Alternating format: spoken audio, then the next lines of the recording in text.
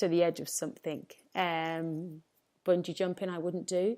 And I very much avoid even driving on the mountain ranges in the winter. Even though I have an SUV with great tyres, I still don't want to do anything that's risky that's going to take me out early. So I do think about that. I'm not scaremongered and don't want to do anything, that people go, oh, you don't want to try anything, Sarah. I really do. But I really think about, why I want to live for 100 years. I really want to see my family grow.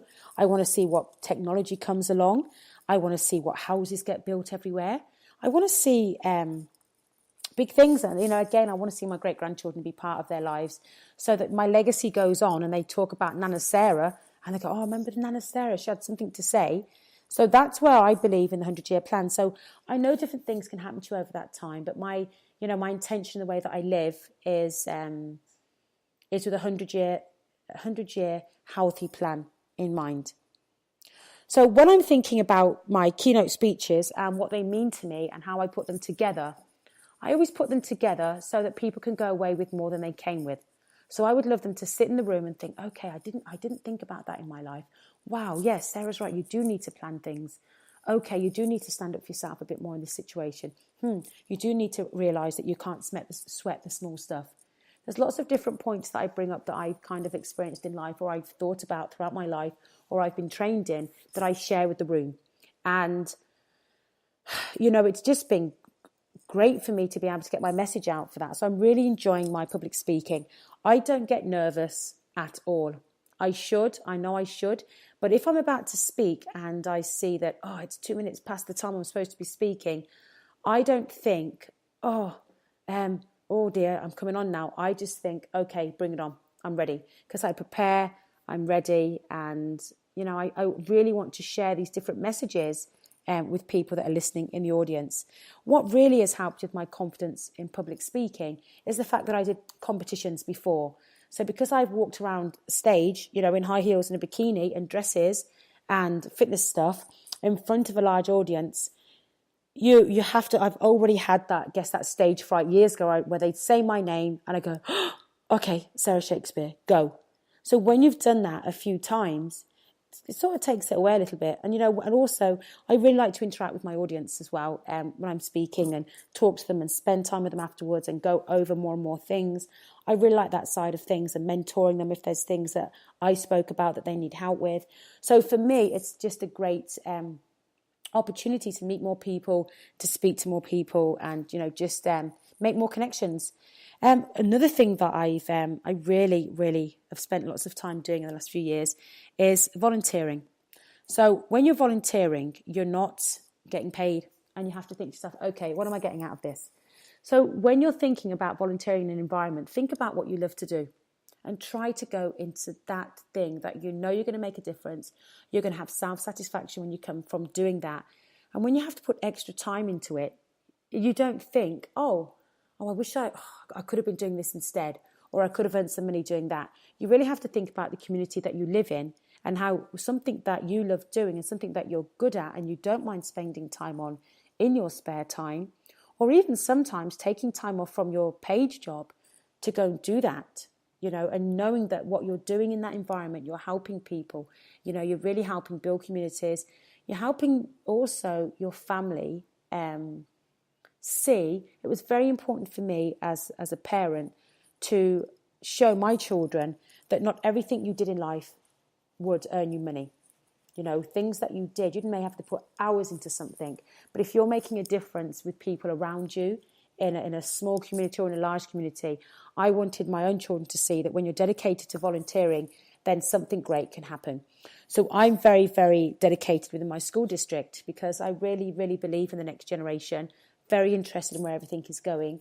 I'm so interested in education, everything that comes from that at all levels, elementary, middle and high school.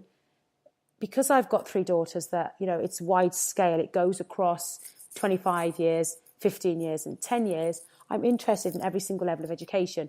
So for me to be giving my time within the school environment and the district environment, it's easy for me because I love it. So I get to, meet new parents that maybe I wouldn't have spoken to before. I get to plan events of things that, make people smile, make them happy.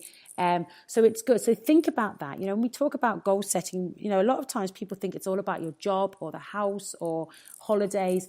But think about, hey, who do I want to help? What do I want to do? What do I want to be more involved in? Think about how that comes together when you're dedicating your time in a volunteering manner. So what I've been doing this year, if you follow me on social media, you would see that I've had 3 book releases this year.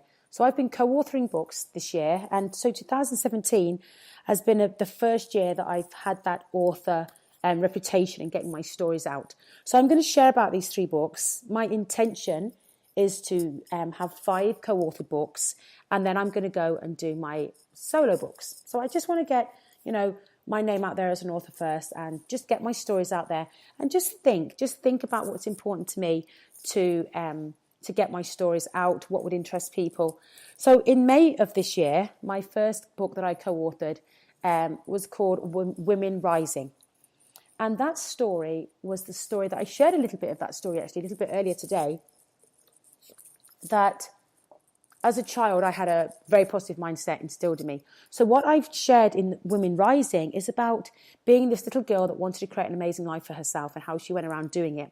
So I talk about my life and how I was raised, how I went to a different school as a teenager, and what I did to keep myself motivated and things that I've done in my life to excel and to kind of live the life that I've wanted to create. And that's why it was really important for me to show and help people how to create the life that they love, because I felt like each year I was always doing something that would help me move forward and help me, look back and go, okay, you talked about doing this one day. And I am very lucky in my life in the last 44 years to have had moments where I've stood somewhere and I've gone, oh my goodness, I thought about this and that's happening. Whatever that happens to be. And they're my little awakening moments where I go, oh, that's amazing. And I don't necessarily share that with someone who's standing next to me at that time. It's very personal sometimes. And I think, okay, this is what I've talked about. This is what I've wanted to do. So my first book, Women Rising, I got to meet some amazing co-authors, and which I have done on the other books as well. I've met some amazing women as well who have great stories to share. So that was my first book there, and it was called How Having a Positive Mindset, Self-Care and Ambition Can Help Create a Life You Love. And that was my keynote speech, was done and geared around that title because it meant so much to me in that being my first release. Then in July of this year, Live Out Loud came out. Now, the Live Out Loud story that I wrote really, I got some great feedback. I got some wonderful emails from people I didn't know, text messages, some great feedback. And Live Out Loud was quite an emotional story for me to write, but a true story. And I wanted that story to be out there because it's such an amazing story. And the story is called Starting and Finishing the Story Together. And it talks about my mother and father's journey through life together for 47 years. And then they passed away in the same month. My dad passed away 2 weeks after her funeral. And I talk about their life story and how without them, I wouldn't be able to live out loud, because they taught me so many wonderful things on how to get through life. They trained me to get on without them. So although it's the most devastating thing that can happen, I was very, very close with my parents. It was a tight union that I had with them. Even though I'd moved country, I still spoke to them every morning and every night.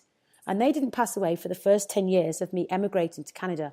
So I had a great relationship with them. They knew every step of my day, and I knew every step of theirs. I would talk to them while I was, on Bluetooth in the car and kind of going around towns, talking to them exactly like they were next door. So for them to pass away, within that short amount of time, unexpectedly, then that was, a big change in my life. And it made me think, this happened in 2010, it made me think, what would they want from you today, Sarah? Would they want you to be laying in your bed, not exercising, being sad, depressed? No, they wouldn't. They would want me to be living out loud. So when I shared that story, so many people have read it and gone, oh my God. So I've really put some happy points into that story. I know the sad part of the story is that they passed away. And I know that can be quite a sensitive subject to talk about. But on the other side of that, what I've said is, what they leave you with. I really wanted to write that story to have people see the value in their family members, their friends, because you never know when your last conversation with that person is going to be. And because that's happened with both my parents with me, I've had my last conversations. So I know how that feels when I talk about that. So I wanted that to be in the book. So starting and finishing the stories together was in book 2, Living Out Loud. Then the third book that just came out in November 2017 is Born to Be Me. So when I was given that title by the publisher, I was like, okay, what am I born to be? And I am born to be dedicated to a great lifestyle and a fit lifestyle. So what that story is talking about it's called Running on All Engines, the 3 Ds: dedication, discipline, and determination. And it talks about those 3 Ds and how people compare them to selfishness, to, being a bit ignorant, to not having time for people. But really, if you're dedicated to something, you show discipline and you're determined in whatever area of your life, I honestly believe that you're able to achieve anything.